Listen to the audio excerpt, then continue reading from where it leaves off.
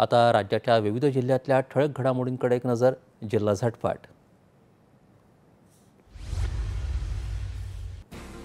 रायगड जिल्ह्यात अलिबाग इथं नव्यानं उभारलेल्या कामगार न्यायालयाचं न्यायमूर्ती मिलिंद जाधव यांच्या हस्ते उद्घाटन. कामगार वर्गासाठी झाली मोठी सुविधा. चंद्रपुरातल्या मूल शहरात प्रवेश करताना लागणाऱ्या रेल्वे फाटकावरच्या उड्डाणपुलाला मंजुरी. आमदार सुधीर मुनगंटीवार यांच्या पाठपुराव्याला यश. नाशिकच्या येवल्यात मुक्तिभूमी इथं देशभरातल्या लाखो आंबेडकरी अनुयायांनी केलं अभिवादन. बाबासाहेबांनी इथून 90 वर्षांपूर्वी केली होती धर्मांतराची घोषणा.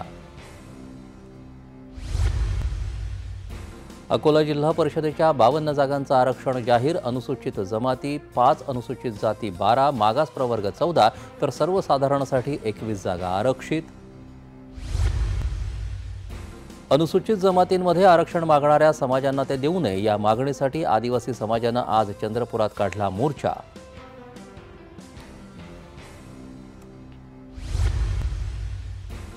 वाशिम जिल्ह्यात अतिवृष्टीमुळे संत्रा बागांचं झालं प्रचंड नुकसान. शेतकऱ्यांची वाढीव मदतीची मागणी.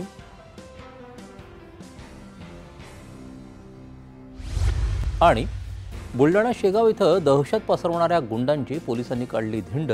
लोकांच्या मनातली भीती दूर करून गुंडगिरीला चाप लावण्याचा प्रयत्न.